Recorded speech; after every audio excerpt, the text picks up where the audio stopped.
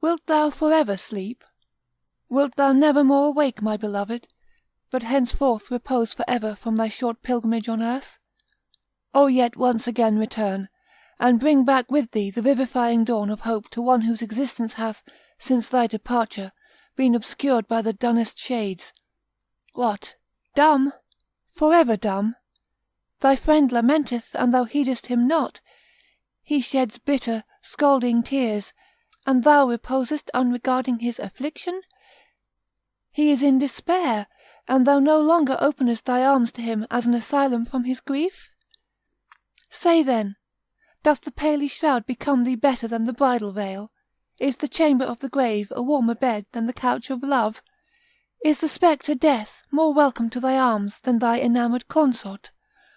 O return, my beloved, return once again to this anxious, disconsolate bosom. Such were the lamentations which Walter poured forth for his Brunhilda, the partner of his youthful passionate love.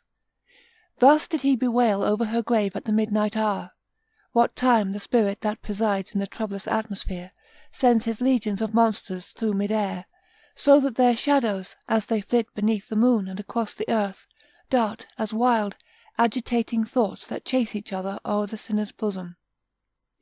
Thus did he lament under the tall linden trees by her grave, while his head reclined on the cold stone. Walter was a powerful lord in Burgundy, who, in his earliest youth, had been smitten with the charms of the fair Brunhilda, a beauty far surpassing in loveliness all her rivals, for her tresses, dark as the raven face of night, streaming over her shoulders, set off to the utmost advantage the beaming lustre of her slender form, and the rich dye of a cheek whose tint was deep and brilliant as that of the western heaven. Her eyes did not resemble those burning orbs whose pale glow gems the vault of night, and whose innumerable distance fills the soul with deep thoughts of eternity, but rather as the sober beams which cheer this nether-world, and which, while they enlighten, kindle the sons of earth to joy and love. Brunhilda became the wife of Walter, and both being equally enamoured and devoted, they abandoned themselves to the enjoyment of a passion which rendered them reckless of aught besides, while it lulled them in a fascinating dream. Their sole apprehension was lest aught should awaken them from a delirium which they prayed might continue for ever. Yet how vain is the wish that would arrest the decrees of destiny! As well might it seek to divert the circling planets from their eternal course.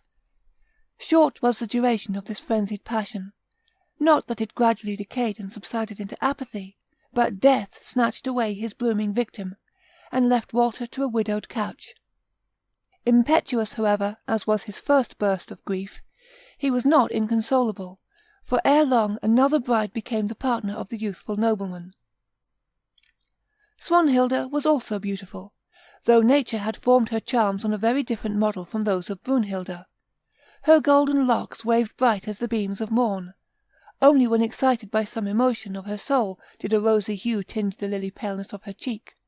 Her limbs were proportioned in the nicest symmetry, yet did they not possess that luxuriant fullness of animal life. Her eye beamed eloquently, but it was with the milder radiance of a star, tranquillizing to tenderness rather than exciting to warmth. Thus formed, it was not possible that she should steep him in his former delirium, although she rendered happy his waking hours. Tranquil and serious, yet cheerful, studying in all things her husband's pleasure, she restored order and comfort in his family, where her presence shed a general influence all round. Her mild benevolence tended to restrain the fiery, impetuous disposition of Walter, while at the same time her prudence recalled him in some degree from his vain, turbulent wishes, and his aspirings after unattainable enjoyments, to the duties and pleasures of actual life. Swanhilda bore her husband 2 children, a son and a daughter. The latter was mild and patient as her mother, well contented with her solitary sports, and even in these recreations displayed the serious tone of her character.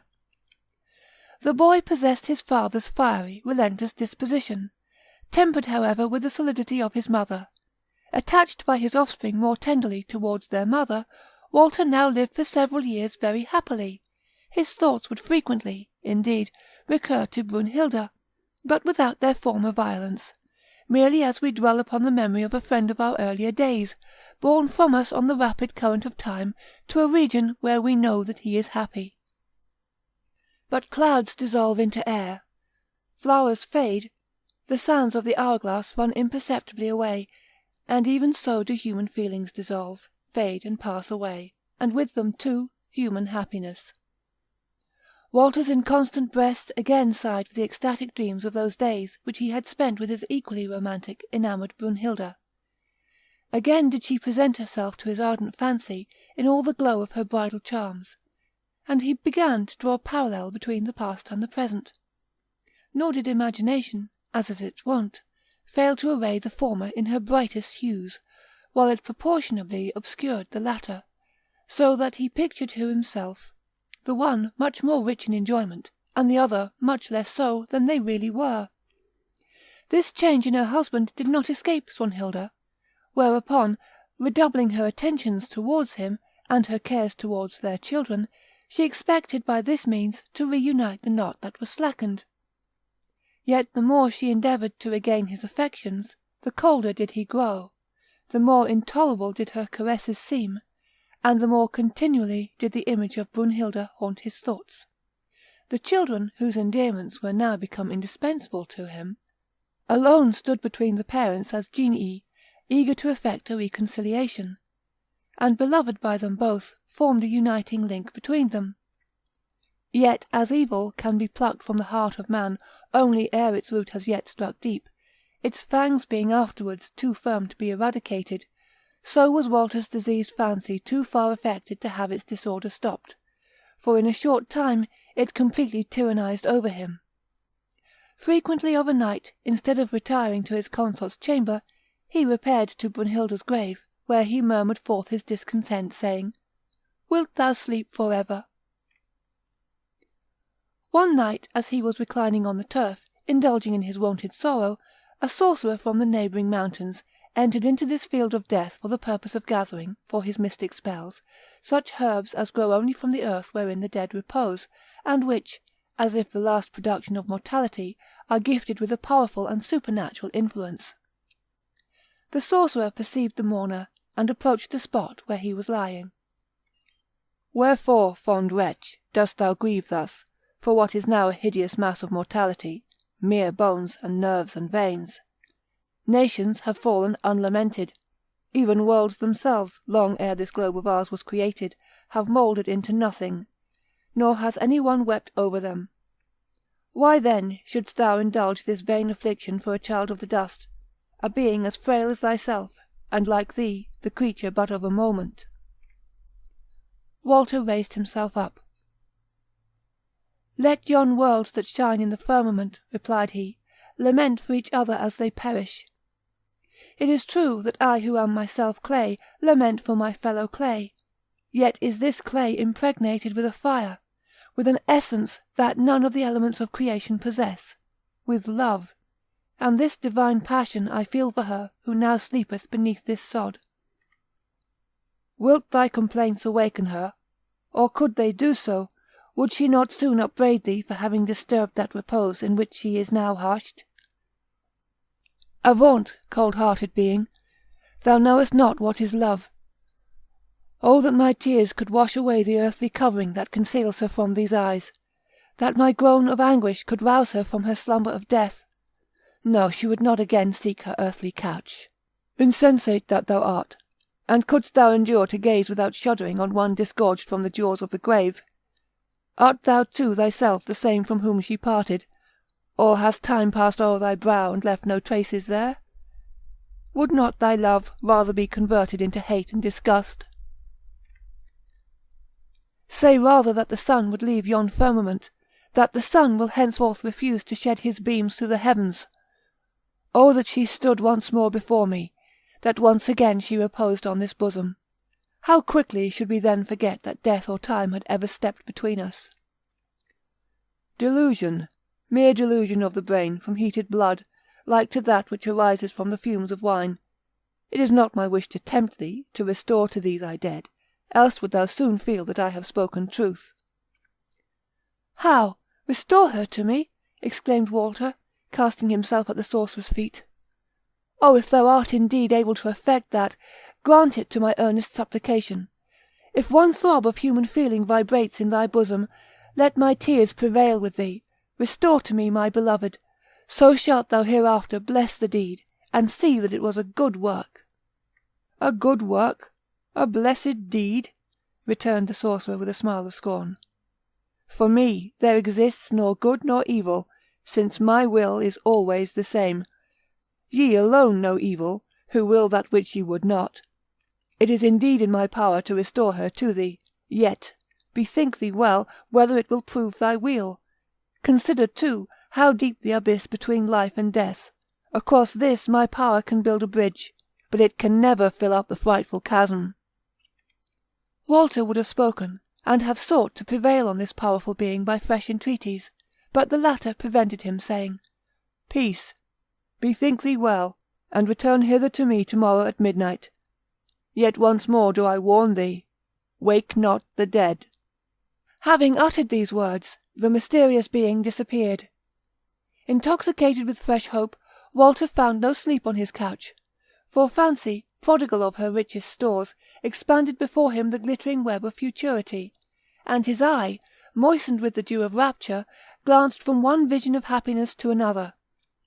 During the next day he wandered through the woods, lest wonted objects, by recalling the memory of later and less happier times, might disturb the blissful idea that he should again behold her, again fold her in his arms, gaze on her beaming brow by day, repose on her bosom at night, and, as this sole idea filled his imagination, how was it possible that the least doubt should arise, or that the warning of the mysterious old man should recur to his thoughts? No sooner did the midnight hour approach, than he hastened before the grave field where the sorcerer was already standing by that of Brunhilda. "Hast thou maturely considered?" inquired he. "Oh, restore to me the object of my ardent passion!" exclaimed Walter with impetuous eagerness. "Delay not thy generous action, lest I die even this night, consumed with disappointed desire, and behold her face no more." "Well, then," answered the old man, "return hither again to-morrow at the same hour. But once more do I give thee this friendly warning, wake not the dead." All in the despair of impatience, Walter would have prostrated himself at his feet, and supplicated him to fulfil at once a desire now increased to agony, but the sorcerer had already disappeared. Pouring forth his lamentations more wildly and impetuously than ever, he lay upon the grave of his adored one, until the grey dawn streaked the east. During the day, which seemed to him longer than any he had ever experienced, he wandered to and fro, restless and impatient, seemingly without any object, and deeply buried in his own reflections, in quest as the murderer who meditates his first deed of blood, and the stars of evening found him once more at the appointed spot. At midnight the sorcerer was there also. "Hast thou maturely deliberated?" inquired he, "as on the preceding night?" "Oh, what should I deliberate?" returned Walter impatiently.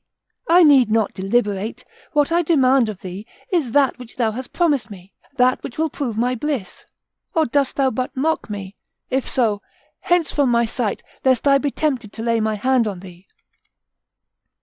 "Once more do I warn thee," answered the old man, with undisturbed composure, "wake not the dead. Let her rest." "Ay, but not in the cold grave. She shall rather rest on this bosom which burns with eagerness to clasp her." "Reflect, thou mayst not quit her until death, even though aversion and horror should seize thy heart. There would then remain only one horrible means." "Dotard!" cried Walter, interrupting him, "how may I hate that which I love with such an intensity of passion? How should I abhor that for which my every drop of blood is boiling?" "Then be it even as thou wishest," answered the sorcerer. "Step back." The old man now drew a circle round the grave, all the while muttering words of enchantment. Immediately the storm began to howl among the tops of the trees, owls flapped their wings, and uttered their low voice of omen. The stars hid their mild, beaming aspect, that they might not behold so unholy and impious a spectacle. The stone then rolled from the grave with a hollow sound, leaving a free passage for the inhabitant of that dreadful tenement. The sorcerer scattered into the yawning earth roots and herbs of most magic power, and of most penetrating odour, so that the worms crawling forth from the earth congregated together, and raised themselves in a fiery column over the grave, while rushing wind burst from the earth, scattering the mould before it, until at length the coffin lay uncovered. The moonbeams fell on it, and the lid burst open with a tremendous sound. Upon this the sorcerer poured upon it some blood from out of a human skull, exclaiming at the same time, "Drink, sleeper, of this warm stream, that thy heart may again beat within thy bosom." And after a short pause, shedding on her some other mystic liquid, he cried aloud with the voice of one inspired, "Yes, thy heart beats once more with the flood of life, thine eye is again open to sight.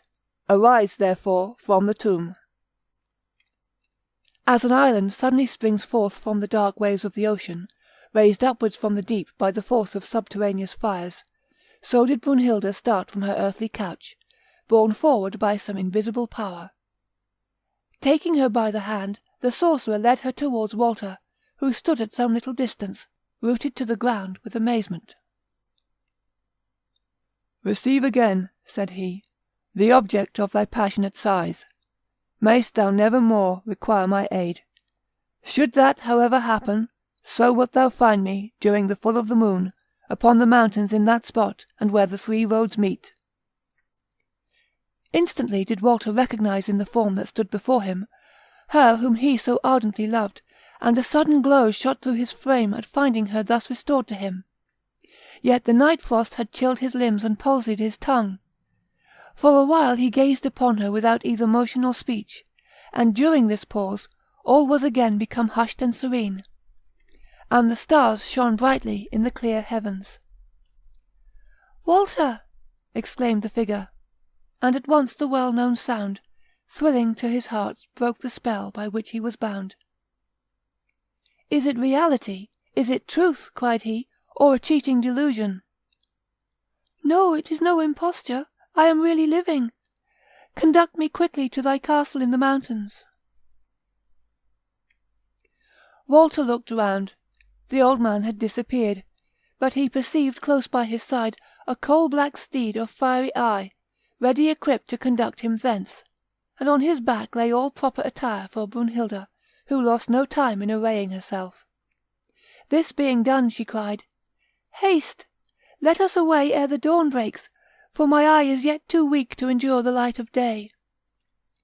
Fully recovered from his stupor, Walter leapt into his saddle, and catching up, with a mingled feeling of delight and awe, the beloved being thus mysteriously restored from the power of the grave, he spurred on across the wild, towards the mountains, as furiously as if pursued by the shadows of the dead, hastening to recover from him their sister. The castle to which Walter conducted his Brunhilde was situated on a rock between other rocks rising up above it. Here they arrived, unseen by any save one aged domestic, on whom Walter imposed secrecy by the severest threats. "Here we will tarry," said Brunhilde, "until I can endure the light, and until thou canst look upon me without trembling as if struck with a cold chill." They accordingly continued to make that place their abode, yet no one knew that Brunhilde existed, save only that aged attendant who provided their meals. During 7 entire days they had no light except that of tapers. During the next 7, the light was admitted through the lofty casements only while the rising or setting sun faintly illuminated the mountain tops, the valley being still enveloped in shade. Seldom did Walter quit Brunhilde's side. A nameless spell seemed to attach him to her. Even the shudder which he felt in her presence, and which would not permit him to touch her, was not unmixed with pleasure, like that thrilling awful emotion felt when strains of sacred music float under the vault of some temple. He rather sought, therefore, than avoided this feeling. Often, too, as he had indulged in calling to mind the beauties of Brunhilde, she had never appeared so fair, so fascinating, so admirable when depicted by imagination, as when now beheld in reality. Never till now had her voice sounded with such tones of sweetness. Never before did her language possess such eloquence as it now did, when she conversed with him on the subject of the past. and this was the magic fairyland towards which her words constantly conducted him. Ever did she dwell upon the days of their first love, those hours of delight which they had participated together, when the one derived all enjoyment from the other, and so rapturous, so enchanting, so full of life did she recall to his imagination that blissful season, that he even doubted whether he had experienced with her so much felicity, or had been so truly happy. And, while she thus vividly portrayed their hours of past delight, she delineated in still more glowing, more enchanting colours those hours of approaching bliss which now awaited them, richer in enjoyment than any preceding ones. In this manner did she charm her attentive auditor with enrapturing hopes for the future, and lull him into dreams of more than mortal ecstasy, so that while he listened to her siren strain, he entirely forgot how little blissful was the latter period of their union, when he had often sighed at her imperiousness, and at her harshness both to himself and all his household. Yet even had he recalled this to mind, would it have disturbed him in his present delirious trance? Had she not now left behind in the grave all the frailty of mortality? Was not her whole being refined and purified by that long sleep in which neither passion nor sin had approached her, even in dreams? How different now was the subject of her discourse! Only when speaking of her affection for him did she betray anything of earthly feeling. At other times she uniformly dwelt upon themes relating to the invisible and future world, when in descanting and declaring the mysteries of eternity, a stream of prophetic eloquence would burst from her lips. In this manner had twice 7 days elapsed, and for the first time Walter beheld the being now dearer to him than ever in the full light of day. Every trace of the grave had disappeared from her countenance. A roseate tinge like the ruddy streaks of dawn again beamed on her pallid cheek. The faint, mouldering taint of the grave was changed into a delightful violet scent, the only sign of earth that never disappeared. He no longer felt either apprehension or awe as he gazed upon her in that sunny light of day. It was not until now that he seemed to have recovered her completely, and, glowing with all his former passion towards her, he would have pressed her to his bosom, but she gently repulsed him, saying, "Not yet. Spare your caresses until the moon has again filled her horn." Spite of his impatience, Walter was obliged to await the lapse of another period of 7 days, but, on the night when the moon was arrived at the full, he hastened to Brunhilde, whom he found more lovely than she had ever appeared before. Fearing no obstacles to his transports, he embraced with all the fervour of a deeply enamoured and successful lover. Brunhilde, however, still refused to yield to his passion. "What?" exclaimed she. "Is it fitting that I who have been purified by death from the frailty of mortality should become thy concubine, while a mere daughter of the earth bears the title of thy wife? Never shall it be. No, it must be within the walls of thy palace, within that chamber where I once reigned as queen, that thou obtainest the end of thy wishes, and of mine also," added she, imprinting a glowing kiss on the lips, and immediately disappeared. Heated with passion, and determined to sacrifice everything to the accomplishment of his desires, Walter hastily quitted the apartment, and shortly after the castle itself. He travelled over mountain and across heath, with the rapidity of a storm, so that the turf was flung up by his horse's hoofs, nor once stopped until he arrived home. Here, however, neither the affectionate caresses of Swanhilda, or those of his children could touch his heart, or induce him to restrain his furious desires. Alas! Is the impetuous torrent to be checked in its devastating course by the beauteous flowers over which it rushes, when they exclaim, "Destroyer, commiserate our helpless innocence and beauty, nor lay us waste"? The stream sweeps over them unregarding, and in a single moment annihilates the pride of a whole summer. Shortly afterwards did Walter begin to hint to Swanhilda that they were ill-suited to each other, that he was anxious to taste that wild, tumultuous life, so well according with the spirit of his sex, while she, on the contrary, was satisfied with the monotonous circle of household enjoyments; that he was eager for whatever promised novelty, while she felt most attached to what was familiarized to her by habit; and lastly, that her cold disposition, bordering upon indifference, but ill assorted with his ardent temperament, it was therefore more prudent that they should seek apart from each other that happiness which they could not find together. A sigh and a brief acquiescence in his wishes was all the reply that Swanhilda made, and on the following morning, upon his presenting her with a paper of separation, informing her that she was at liberty to return home to her father, she received it most submissively. Yet, ere she departed, she gave him the following warning: "Too well do I conjecture to whom I am indebted for this our separation. Often have I seen thee at Brunhilda's grave, and beheld thee there even on that night when the face of the heavens was suddenly enveloped in a veil of clouds. Hast thou rashly dared to tear aside the awful veil that separates the mortality that dreams, from that which dreameth not? O then, woe to thee, thou wretched man, for thou hast attached to thyself that which will prove thy destruction." She ceased, nor did Walter attempt any reply, for the similar admonition uttered by the sorcerer flashed upon his mind, all obscured as it was by passion, just as the lightning glares momentarily through the gloom of night without dispersing the obscurity.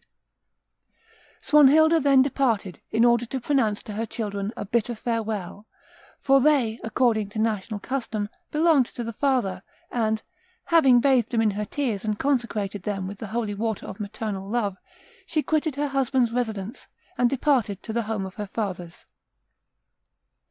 Thus was the kind and benevolent Swanhilda driven an exile from those halls where she had presided with grace, from halls which were now newly decorated to receive another mistress. The day at length arrived on which Walter, for the second time, conducted Brunhilda home as a newly made bride, and he caused it to be reported among his domestics that his new consort had gained his affections by her extraordinary likeness to Brunhilda, their former mistress. How ineffably happy did he deem himself as he conducted his beloved once more into their chamber, which had often witnessed their former joys, and which was now newly gilded and adorned in a most costly style. Among the other decorations were figures of angels scattering roses, which served to support the purple draperies whose ample folds o'ershadowed the nuptial couch. With what impatience did he await the hour that was to put him in possession of those beauties for which he had already paid so high a price, but whose enjoyment was to cost him most dearly yet. Unfortunate Walter! Revelling in bliss, thou beholdest not the abyss that yawns beneath thy feet. Intoxicated with the luscious perfume of the flower thou hast plucked, thou little deemest how deadly is the venom with which it is fraught, although, for a short season, its potent fragrance bestows new energy on all thy feelings. Happy, however, as Walter was now, his household was far from being equally so. The strange resemblance between their new lady and the deceased Brunhilda filled them with a secret dismay, an undefinable horror, for there was not a single difference of feature, of tone of voice, or of gesture. To add, too, to these mysterious circumstances, her female attendants discovered a particular mark on her back, exactly like the one which Brunhilda had. A report was soon now circulated that their lady was no other than Brunhilda herself, who had been recalled to life by the power of necromancy. How truly horrible was the idea of living under the same roof with one who had been an inhabitant of the tomb, and of being obliged to attend upon her, and acknowledge her as mistress! There was also in Brunhilda much to increase this aversion, and favour their superstition. No ornaments of gold ever decked her person. All that others were wont to wear of this metal, she had formed of silver. No richly coloured and sparkling jewels glittered upon her. Pearls alone lent their pale lustre to adorn her bosom. Most carefully did she always avoid the cheerful light of the sun, and was wont to spend the brightest days in the most retired and gloomy apartments. Only during the twilight of the commencing or declining day did she ever walk abroad, but her favourite hour was when the phantom light of the moon bestowed on all objects a shadowy appearance and a sombre hue. Always, too, at the crowning of the cock, an involuntary shudder was observed to see her limbs. Imperious as before her death, she quickly imposed her iron yoke on every one around her, while she seemed even far more terrible than ever, since a dread of some supernatural power attached to her appalled all who approached her. A malignant withering glance seemed to shoot from her eye on the unhappy object of her wrath, as if it would annihilate its victim. In short, those halls which in the time of Swanhilda were the residence of cheerfulness and mirth, now resembled an extensive desert tomb. With fear imparted on their pale countenances, the domestics glided through the apartments of the castle, and in this abode of terror the crowing of the cock caused the living to tremble, as if they were the spirits of the departed, for the sound always reminded them of their mysterious mistress. There was no one but who shuddered at meeting her in a lonely place, in the dusk of evening, or by the light of the moon, a circumstance that was deemed to be ominous of some evil. So great was the apprehension of her female attendants, they pined in continual disquietude, and by degrees all quitted her. In the course of time even others of the domestics fled, for an insupportable horror had seized them. The art of the sorcerer had indeed bestowed upon Brunhilde an artificial life, and due nourishment had continued to support the restored body. Yet this body was not able of itself to keep up the genial glow of vitality, and to nourish the flame whence springs all the affections and passions, whether of love or hate, for death had for ever destroyed and withered it. All that Brunhilde now possessed was a chilled existence, colder than that of the snake. It was nevertheless necessary that she should love and return with equal ardour the warm caresses of her spell-enthralled husband, to whose passion alone she was indebted for her renewed existence.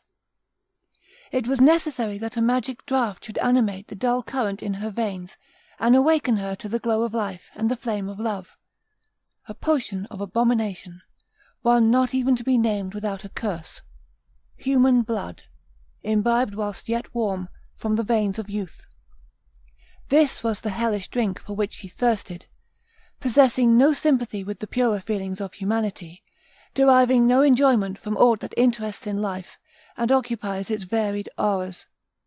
Her existence was a mere blank, unless when in the arms of her paramour husband. And therefore was it that she craved incessantly after the horrible draught. It was even with the utmost effort that she could forbear sucking even the blood of Walter himself, reclined beside her. Whenever she beheld some innocent child, whose lovely face denoted the exuberance of infantine health and vigour, she would entice it by soothing words and fond caresses into her most secret apartment, where, lulling it to sleep in her arms, she would suck from its bosom the warm purple tide of life. Nor were youths of either sex safe from her horrid attack, having first breathed upon her unhappy victim, who never failed immediately to sink into a lengthened sleep. She would then in a similar manner drain his veins of the vital juice. Thus children, youths, and maidens quickly faded away, as flowers gnawn by the cankering worm. The fulness of their limbs disappeared, a sallow line succeeded to the rosy freshness of their cheeks, the liquid lustre of the eye was deadened, even as the sparkling stream when arrested by the touch of frost, and their looks became thin and grey, as if already ravaged by the storm of life. Parents beheld with horror this desolating pestilence devouring their offspring, nor could simple or charm, potion or amulet avail aught against it. The grave swallowed up one after the other, or did the miserable victim survive, he became cadaverous and wrinkled even in the very morn of existence. Parents observed with horror this devastating pestilence snatch away their offspring, a pestilence which, nor herb however potent, nor charm, nor holy taper nor exorcism could avert. They either beheld their children sink one after the other into the grave, or their youthful forms, withered by the unholy vampire embrace of Brunhilde, assume the decrepitude of sudden age. At length, strange surmises and reports began to prevail. It was whispered that Brunhilde herself was the cause of all these horrors, although no one could pretend to tell in what manner she destroyed her victims, since no marks of violence were discernible. Yet when young children confessed that she had frequently lulled them asleep in her arms, and elder ones said that a sudden slumber had come upon them whenever she began to converse with them, suspicion became converted into certainty, and those whose offspring had hitherto escaped unharmed quitted their hearths and home, all their little possessions, the dwellings of their fathers and the inheritance of their children, in order to rescue from so horrible a fate those who were dearer to their simple affections than aught else the world could give. Thus daily did the castle assume a more desolate appearance, daily did its environs become more deserted. None but a few aged, decrepit old women and grey-headed menials were to be seen remaining of the once numerous retinue. Such will in the latter days of the earth be the last generation of mortals, when childbearing shall have ceased, when youth shall no more be seen, nor any arise to replace those who shall await their fate in silence. Walter alone noticed not, or heeded not the desolation around him. He apprehended not the death, lapped as he was in a glowing Elysium of love. Far more happily than formerly did he now seem in the possession of Brunhilda. All those caprices and frowns which had been wont to overcloud their former union had now entirely disappeared. She even seemed to dote on him with a warmth of passion that she had never exhibited even during the happy season of bridal love, for the flame of that youthful blood, of which she drained the veins of others, rioted in her own. At night, as soon as he closed his eyes, she would breathe on him till he sank into delicious dreams, from which he awoke only to experience more rapturous enjoyments. By day she would continually discourse with him on the bliss experienced by happy spirits beyond the grave, assuring him that, as his affection had recalled her from the tomb, they were now irrevocably united. Thus fascinated by a continual spell, it was not possible that he should perceive what was taking place around him. Brunhilda, however, foresaw with savage grief that the source of her youthful ardour was daily decreasing, for in a short time there remained nothing gifted with youth, save Walter and his children, and these latter she resolved should be her next victims. On her first return to the castle, she had felt an aversion towards the offspring of another, and therefore abandoned them entirely to the attendants appointed by Swanhilda. Now, however, she began to pay considerable attention to them, and caused them to be frequently admitted into her presence. The aged nurses were filled with dread at perceiving these marks of regard from her towards their young charges, yet dared they not to oppose the will of their terrible and imperious mistress. Soon did Brunhilda gain the affection of the children, who were too unsuspecting of guile to apprehend any danger from her. On the contrary, her caresses won them completely to her. Instead of ever checking their mirthful gambols, she would rather instruct them in new sports. Often, too, did she recite to them tales of such strange and wild interest as to exceed all the stories of their nurses. Were they wearied either with play or with listening to her narratives, she would take them on her knees and lull them to slumber. Then did visions of the most surpassing magnificence attend their dreams. They would fancy themselves in some garden where flowers of every hue rose in rows one above the other, from the humble violet to the tall sunflower, forming a parti-coloured broidery of every hue, sloping upwards towards the golden clouds where little angels, whose wings sparkled with azure and gold, descended to bring them delicious cakes or splendid jewels, or sung to them soothing melodious hymns. So delightful did these dreams in short time become to the children, that they longed for nothing so eagerly as to slumber on Brunhilda's lap, for never did they else enjoy such visions of heavenly forms. They were the most anxious for that which was to prove their destruction. Yet do we not all aspire after that which conducts us to the grave, after the enjoyment of life? These innocents stretched out their arms to approaching death because it assumed the mask of pleasure, for which they were lapped in these ecstatic slumbers, Brunhilda sucked the life-stream from their bosoms.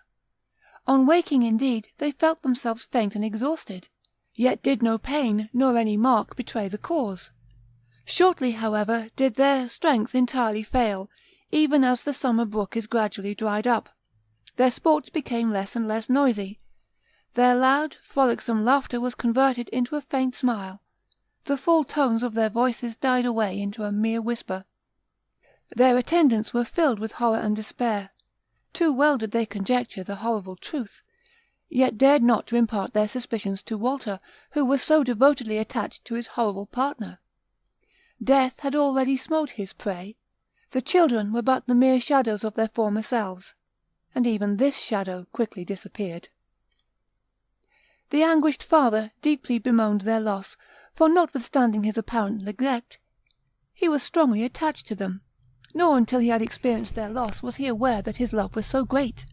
His affliction could not fail to excite the displeasure of Brunhilda. "Why dost thou lament so fondly," said she, "for these little ones? What satisfaction could such unformed beings yield to thee, unless thou wert still attached to their mother? Thy heart is then still hers? Or dost thou now regret her, and them, because thou art satiated with my fondness, and weary of my endearments? Had these young ones grown up, would they not have attached thee, thy spirit and thy affections more closely to this earth of clay, to this dust, and have alienated thee from that sphere to which I, who have already passed the grave, endeavour to raise thee? Say, Is thy spirit so heavy, or thy love so weak, or thy faith so hollow, that the hope of being mine for ever is unable to touch thee?" Thus did Brunhilda express her indignation at her consort's grief, and forbade him her presence. The fear of offending her beyond forgiveness, and his anxiety to appease her, soon dried up his tears, and he again abandoned himself to his fatal passion, until approaching destruction at length awakened him from his delusion. Neither maiden nor youth was any longer to be seen, either within the dreary walls of the castle or the adjoining territory. All had disappeared, for those whom the grave had not swallowed up had fled from the region of death. Who therefore now remained to quench the horrible thirst of the female vampire save Walter himself? And his death she dared to contemplate unmoved, for that divine sentiment that unites two beings in one joy and one sorrow was unknown to her bosom. Was he in his tomb, so was she free to search out other victims and glut herself with destruction, until she herself should at the last day be consumed with the earth itself. Such is the fatal law to which the dead are subject when awoke by the arts of necromancy from the sleep of the grave. She now began to fix her bloodthirsty lips on Walter's breast, when, cast into a profound sleep by the odour of her violet breath, he reclined beside her, quite unconscious of his impending fate. Yet soon did his vital powers begin to decay, and many a grey hair peeped through his raven locks. With his strength his passion also declined, and he now frequently left her in order to pass the whole day in the sports of the chase, hoping thereby to regain his wonted vigour. As he was reposing one day in a wood beneath the shade of an oak, he perceived, on the summit of a tree, a bird of strange appearance and quite unknown to him. But before he could take aim at it with his bow, it flew away into the clouds, at the same time letting fall a rose-coloured root which dropped at Walter's feet, who immediately took it up, and, although he was well acquainted with almost every plant, he could not remember to have seen any at all resembling this.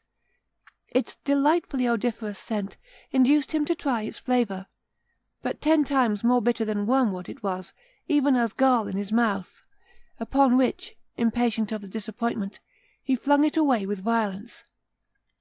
Had he, however, been aware of its miraculous quality, and that it acted as a counter-charm against the opiate perfume of Brunhilda's breath, he would have blessed it in spite of its bitterness. Thus do mortals often blindly cast away in displeasure the unsavoury remedy that would otherwise work to their weal.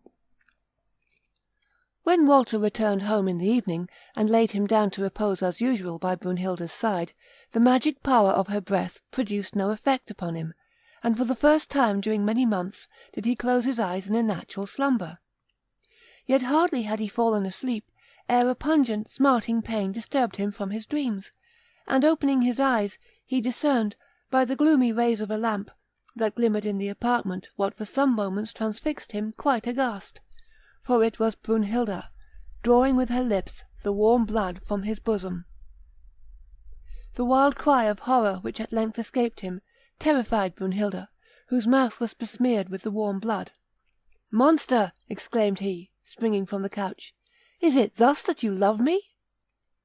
"Ay, even as the dead love," replied she with a malignant coldness. "Creature of blood," continued Walter, "the delusion which has so long blinded me is at an end. Thou art the fiend who has destroyed my children, who has murdered the offspring of my vassals." Raising herself upwards, and, at the same time, casting on him a glance that froze him to the spot with dread, she replied, "It is not I who have murdered them. I was obliged to pamper myself with warm youthful blood, in order that I might satisfy thy furious desires. Thou art the murderer." These dreadful words summoned before Walter's terrified conscience the threatening shades of all those who had thus perished, while despair choked his voice. "Why," continued she, in a tone that increased his horror, "why dost thou make mouths at me like a puppet? Thou who hadst the courage to love the dead, to take into thy bed one who had been sleeping in the grave, the bedfellow of the worm, who hast clasped in thy lustful arms the corruption of the tomb, dost thou, unhallowed as thou art, now raise this hideous cry for the sacrifice of a few lives? They are but the leaves, swept from their branches by a storm. Come, chase these idiot fancies, and taste the bliss thou hast so dearly purchased." So saying, she extended her arms towards him, but this motion served only to increase his terror, and exclaiming, "Accursed being!" he rushed out of the apartment. All the horrors of a guilty, upbraiding conscience became his companions, now that he was awakened from the delirium of his unholy pleasures. Frequently did he curse his own obstinate blindness, for having given no heed to the hints and admonitions of his children's nurses, but treating them as vile calumnies. But his sorrow was now too late, for, although repentance may gain pardon for the sinner, it cannot alter the immutable decrees of fate, it cannot recall the murdered from the tomb.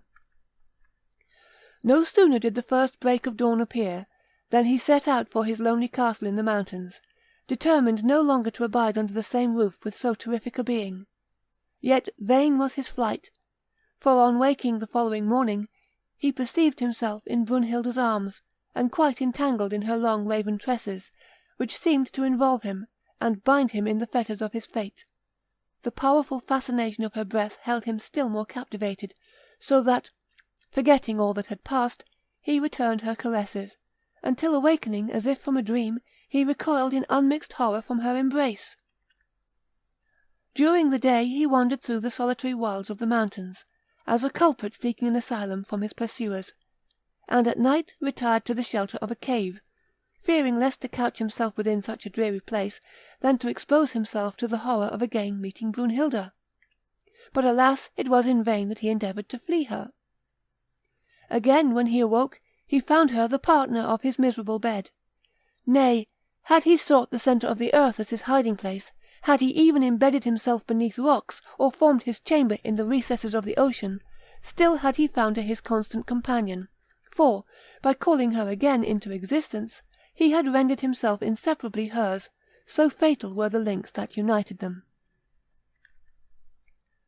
Struggling with the madness that was beginning to seize him, and brooding incessantly on the ghastly visions that presented themselves to his horror-stricken mind, he lay motionless in the gloomiest recesses of the woods, even from the rise of sun till the shades of eve.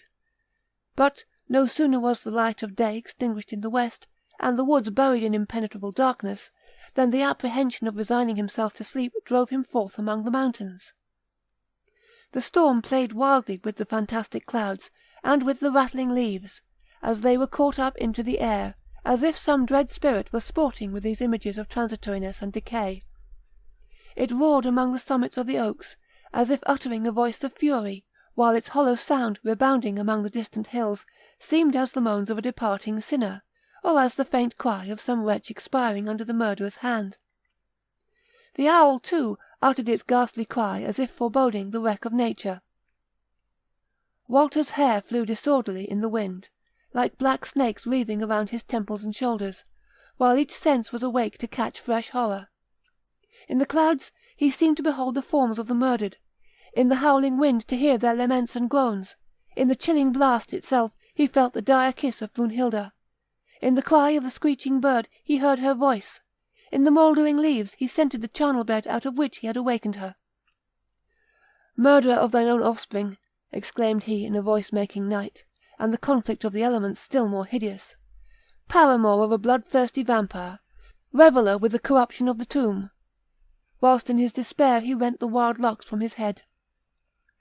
Just then the full moon darted from beneath the bursting clouds, and the sight recalled to his remembrance the advice of the sorcerer, when he trembled at the first apparition of Brunhilda rising from her sleep of death, namely, to seek him at the season of the full moon in the mountains where 3 roads met. Scarcely had this gleam of hope broke in on his bewildered mind, than he flew to the appointed spot. On his arrival, Walter found the old man seated there upon a stone as calmly as though it had been a bright sunny day, and completely regardless of the uproar around. "Art thou come, then?" exclaimed he to the breathless wretch, who, flinging himself at his feet, cried in a tone of anguish, "O save me! Succour me! Rescue me from the monster that scattereth death and desolation around her! Wherefore a mysterious warning? Why didst thou not rather disclose to me at once all the horrors that awaited my sacrilegious profanation of the grave?" "And wherefore a mysterious warning?" Why didst thou not perceivest how wholesome was the advice, wake not the dead? Wert thou able to listen to another voice than that of thy impetuous passions? Did not thy eager impatience shut my mouth at the very moment I would have cautioned thee? True, true, thy reproof is just, but what does it avail now? I need the promptest aid. Well, replied the old man, there remains even yet a means of rescuing thyself, but it is fraught with horror, and demands all thy resolution. Utter it then, utter it, for what can be more appalling, more hideous than the misery I now endure? Know then, continued the sorcerer, that only on the night of the new moon does she sleep the sleep of mortals, and then all the supernatural power which she inherits from the grave totally fails her. 'Tis then that thou must murder her. How? Murder her? Echoed Walter. Ay, returned the old man calmly, pierce her bosom with a sharpened dagger, which I will furnish thee with. At the same time renounce her memory for ever, swearing never to think of her intentionally, and that, if thou dost involuntarily, thou wilt repeat the curse. Most horrible! Yet what can be more horrible than she herself is? I'll do it. Keep then this resolution until the new moon. What, must I wait until then? Cried Walter. Alas, ere then, either her savage thirst for blood will have forced me into the night of the tomb, or horror will have driven me into the night of madness. Nay, replied the sorcerer, that I can prevent. And so saying, he conducted him to a cavern further among the mountains. Abide here twice 7 days, said he. So long can I protect thee against her deadly caresses. Here wilt thou find all due provision for thy wants. But take heed that nothing tempt thee to quit this place. Farewell. When the moon renews itself again, then do I repair hither again. So saying, the sorcerer drew a magic circle around the cave, and then immediately disappeared. Twice 7 days did Walter continue in this solitude, where his companions were his own terrifying thoughts, and his bitter repentance. The present was all desolation and dread. The future presented the image of a horrible deed which he must perforce commit, while the past was imprisoned by the memory of his guilt. Did he think on his former happy union with Brunhilda, her horrible image presented itself to his imagination with her lips defiled with dropping blood, or, did he call to mind the peaceful days he had possessed with Swanhilda, he beheld her sorrowful spirit with the shadows of her murdered children. Such were the horrors that attended him by day. Those of night were still more dreadful, for then he beheld Brunhilda herself, who, wandering round the magic circle which she could not pass, called upon his name till the cavern re-echoed the horrible sound. "Walter, my beloved," cried she, "wherefore dost thou avoid me? Art thou not mine, for ever mine, mine here and mine hereafter, and dost thou seek to murder me? Ah, commit not a deed which hurls us both to perdition, thyself as well as me." In this manner did the horrible visitant torment him each night, and, even when she departed, robbed him of all repose. The night of the new moon at length arrived, dark as the deed it was doomed to bring forth. The sorcerer entered the cavern. "Come," said he to Walter, "let us depart hence, the hour is now arrived." And he forthwith conducted him in silence from the cave to a coal-black steed, the sight of which recalled to Walter's remembrance the fatal night. He then related to the old man Brunhilda's nocturnal visits, and anxiously inquired whether her apprehensions of eternal perdition would be fulfilled or not. "Mortal eye," exclaimed the sorcerer, "may not pierce the dark secrets of another world, or penetrate the deep abyss that separates earth from heaven." Walter hesitated to mount the steed. "Be resolute," exclaimed his companion. "But this once it is granted to thee to make the trial, and, should thou fail now, naught can rescue thee from her power. What can be more horrible than she herself? I am determined." And he leapt on the horse, the sorcerer mounting also behind him. Carried with a rapidity equal to that of the storm that sweeps across the plain, they in brief space arrived at Walter's castle. All the doors flew open at the bidding of his companion, and they speedily reached Brunhilde's chamber, and stood beside her couch. Reclining in a tranquil slumber, she reposed in all her native loveliness. Every trace of horror had disappeared from her countenance. She looked so pure, meek, and innocent, that all the sweet hours of their endearments rushed to Walter's memory, like interceding angels pleading in her behalf. His unnerved hand could not take the dagger which the sorcerer presented to him. "The blow must be struck even now," said the latter. "Shouldst thou delay but an hour, she will lie at daybreak on thy bosom, sucking the warm life drops from thy heart." "Horrible! Most horrible!" faltered the trembling Walter, and turning away his face, he thrust the dagger into her bosom, exclaiming, "I curse thee for ever!" And the cold blood gushed upon his hand. Opening her eyes once more, she cast a look of ghastly horror on her husband, and in a hollow dying accent said, "Thou too art doomed to perdition." "Lay now thy hand upon her corpse," said the sorcerer, "and swear the oath." Walter did as commanded, saying, "Never will I think of her with love, never recall her to mind intentionally, and should her image recur to my mind involuntarily, so will I exclaim it. Be thou accursed." "Thou hast now done everything," returned the sorcerer. "Restore her therefore to the earth, from which thou didst so foolishly recall her, and be sure to recollect thy oath, for, shouldst thou forget it but once, she would return, and thou wouldst be inevitably lost. Adieu, we see each other no more." Having uttered these words, he quitted the apartment, and Walter also fled from the abode of horror, having first given direction that the corpse should be speedily interred. Again did the terrific Brunhilde repose within her grave, but her image continually haunted Walter's imagination, so that his existence was one continued martyrdom, in which he continually struggled to dismiss from his recollection the hideous phantoms of the past; yet, the stronger his effort to banish them, so much the more frequently and the more vividly did they return, as the night wanderer who is enticed by a fire-wisp into quagmire or bog, sinks the deeper into his damp grave the more he struggles to escape. His imagination seemed incapable of admitting any other image than that of Brunhilde. Now he fancied he beheld her expiring, the blood streaming from her beautiful bosom. At others he saw the lovely bride of his youth, who reproached him with having disturbed the slumbers of the tomb, and to both he was compelled to utter the dreadful words, "I curse thee for ever." The terrible imprecation was constantly passing his lips, yet was he in incessant terror lest he should forget it, or dream of her without being able to repeat it, and then, on awakening, find himself in her arms.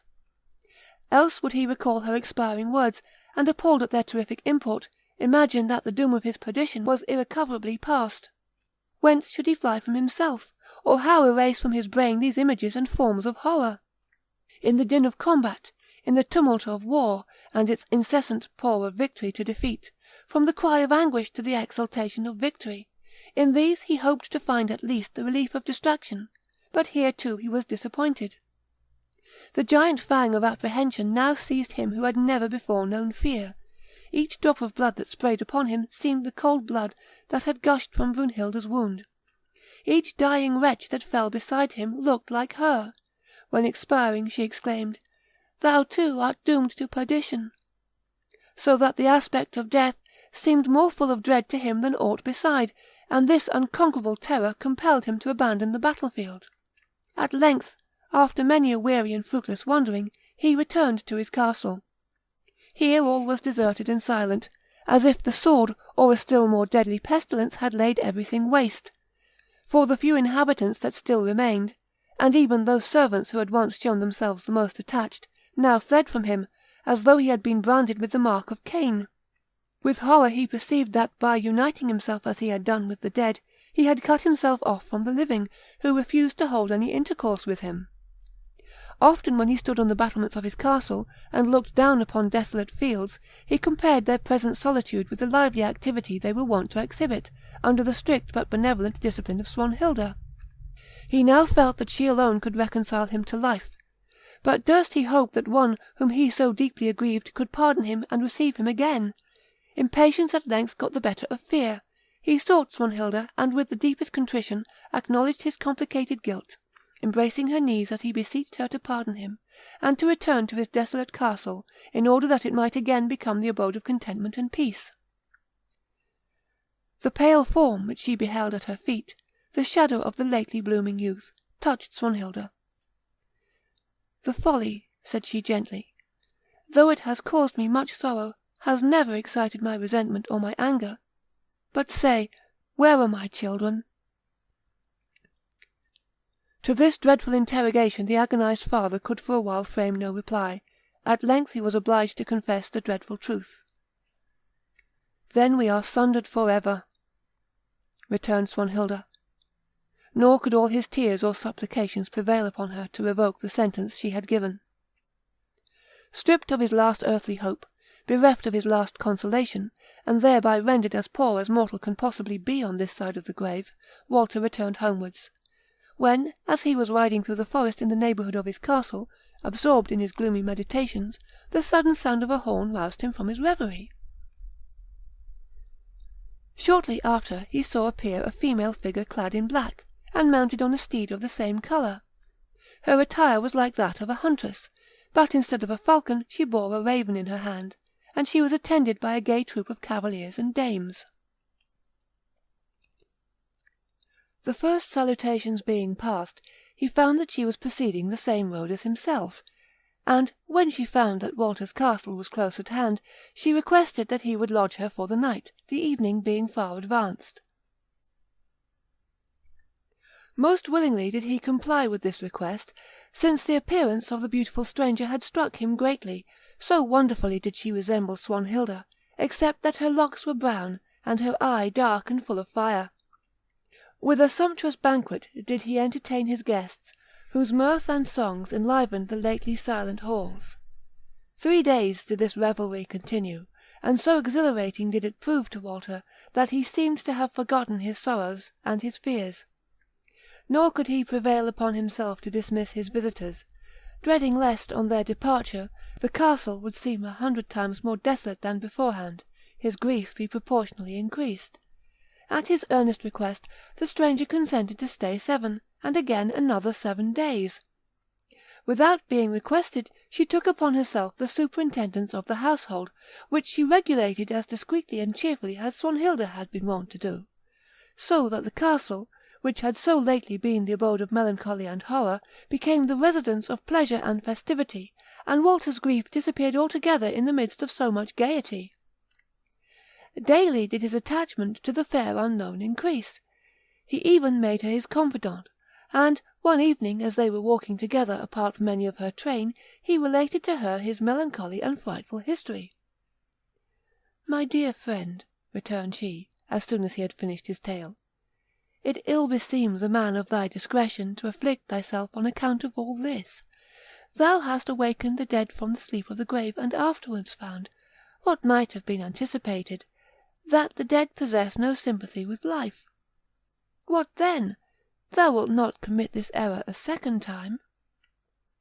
Thou hast, however, murdered the being whom thou hast thus recalled again to existence, but it was only in appearance, for thou couldst not deprive that of life which properly had none.